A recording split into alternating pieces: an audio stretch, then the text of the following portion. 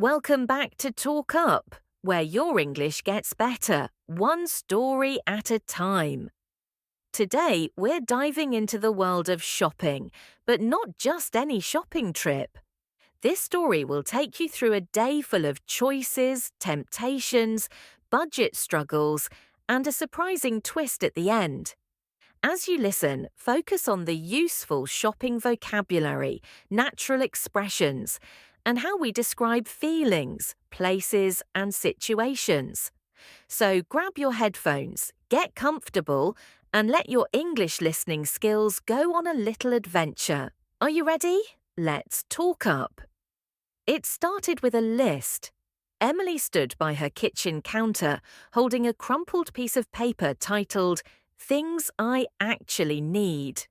She read it aloud: milk, eggs, bread, toothpaste, and maybe a new pair of sneakers if they're on sale. It was Saturday morning, the perfect time for a little retail therapy. With her reusable tote bag over her shoulder and her wallet tightly zipped, Emily left her apartment, determined not to overspend this time. The shopping mall was already buzzing. The automatic glass doors opened with a soft swoosh, welcoming her into a world of bright lights, tempting signs, and the unmistakable smell of cinnamon rolls from the food court. First stop, the supermarket. She pushed a shopping cart, one with a squeaky wheel, of course, through the sliding gates.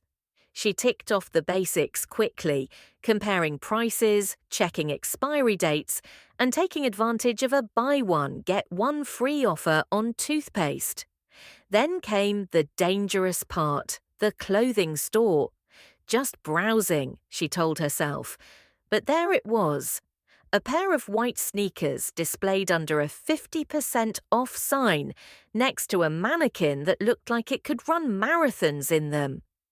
Emily hesitated. She looked at the price tag, did the math in her head, and thought, okay, it's still within budget, sort of. The sales assistant, all smiles, appeared out of nowhere. Need a different size? He asked. No, I'm just thinking, she replied, trying to sound confident. She carried them to the fitting area anyway. A quick try-on couldn't hurt, right? They fit like a dream. Lightweight, comfortable, and they made her feel faster, or maybe just cooler. She added them to her cart. Big mistake. Because once she started walking through the rest of the mall, it was like a switch had flipped.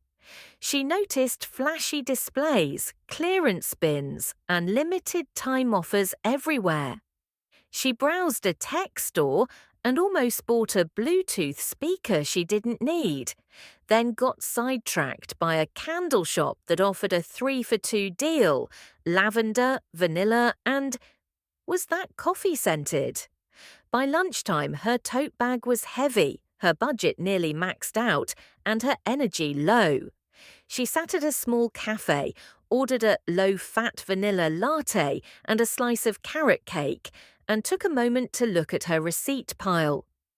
Did I really spend $24 on candles? She whispered to herself. Then something caught her eye. A man sitting at the table next to hers. He was staring at her, or more specifically, at her shoes. Excuse me, he said. Those sneakers, did you get them from Sports World? Emily nodded cautiously. They've been recalled, he said. Defective soles.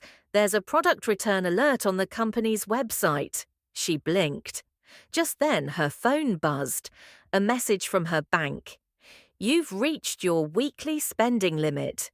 She sighed, stared at the screen, and realized the day wasn't over. Not yet. Emily stared at the notification from her bank. You've reached your weekly spending limit. The words hit harder than her espresso. She glanced at the sneakers again. They still looked perfect, clean, stylish, expensive looking. But now they carried a question mark. Could they really be defective? She stood up, took a deep breath, and headed back into the chaos of the mall. Destination: Sports World. The store was noisier now. Kids were trying out running shoes, a teenager was bouncing a basketball indoors, and a long line trailed from the checkout counter. Emily approached the customer service desk, where a tired-looking employee named Max stood, half buried in return forms. "Hi, I bought these about an hour ago," she said, placing the sneakers on the counter. "And someone just told me they've been recalled." Max squinted at the box, typed something into his computer, then nodded. "Yeah, there's a recall notice from last week, something about the soles separating after a few wears. We've contacted most customers, but some pairs still ended up on shelves by mistake." He looked apologetic. "Do you have the receipt?" Emily handed it over, grateful she hadn't thrown it away. "Would you like a refund or an exchange?" Max asked. A simple question, but suddenly Emily felt torn. She liked the shoes, she wanted them, but was it worth the risk? "I'll take the refund," she said finally. As Max processed the return, she noticed a small sign on the desk. "Leave a review and get a 10% discount on your next purchase." She smiled to herself. That would have tempted her just an hour ago. With her refund receipt in hand, Emily left the store feeling slightly more in control.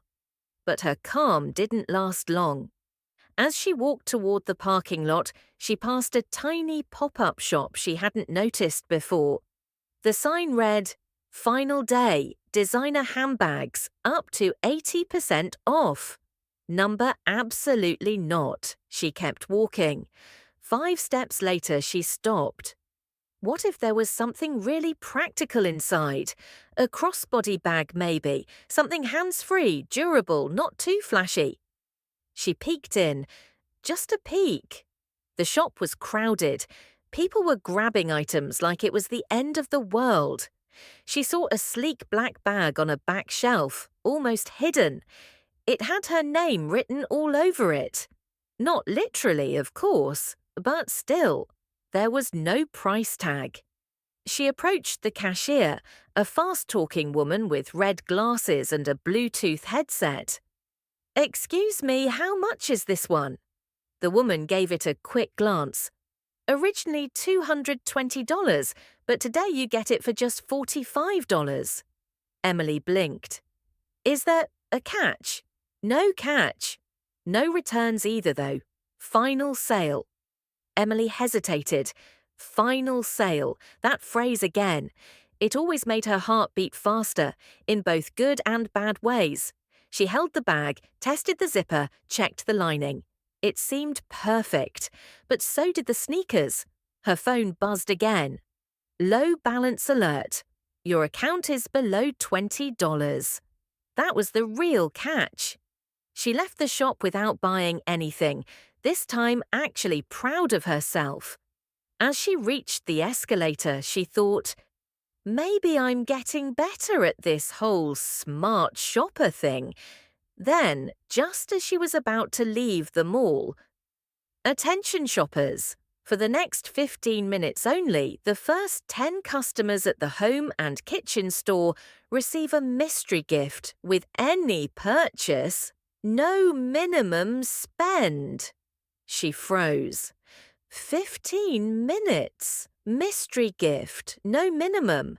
She turned around just to look. Emily stared at the home and kitchen store's glowing sign. First 10 customers get a mystery gift. She bit her lip.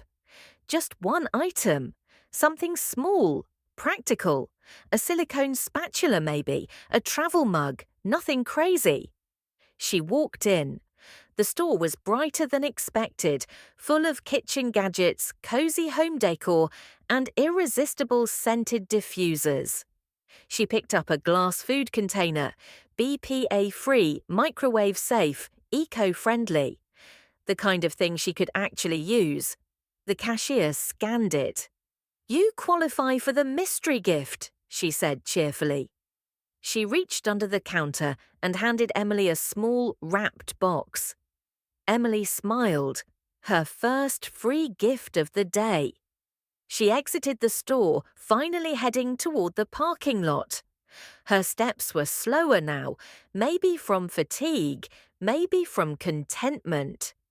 She unlocked her car, placed her shopping bags in the trunk, and sat in the driver's seat. The silence was golden. Then curiosity got the better of her. She unwrapped the mystery gift. It was a keychain, but not just any keychain. It was a miniature shopping cart, complete with tiny wheels, a foldable basket, and a label that said, "Smart shoppers know when to say yes and when to walk away." She laughed, not because it was funny, but because it was true. She looked at the paper list she'd made that morning, now wrinkled and smudged in her pocket. She hadn't stuck to it exactly. She'd gone over budget and returned things, but she had also walked away from impulse buys. Progress, she thought. And maybe that was the point. Shopping wasn't just about buying things. It was about making choices, resisting pressure, and sometimes surprising yourself. Emily started the engine and pulled out of the parking lot, her tiny shopping cart keychain swinging from the ignition. The list had changed everything, but not in the way she expected. And that's the end of today's story, but not the end of your learning. Did you catch all the useful vocabulary and expressions about shopping? Words like refund, recall notice, final sale, impulse buy, and more. If not, no worries. You can always go back, replay, and review. That's how real progress happens. Want to test your memory? Try answering these. What item did Emily almost buy but walked away from? What was the mystery gift? What expression means buying something without planning to? Drop your answers in the comments. And if you enjoyed this story, don't forget to like, subscribe, and share it with your fellow learners. Stay curious, keep listening, and always remember, your English gets better, one story at a time. See you next time on TalkUp.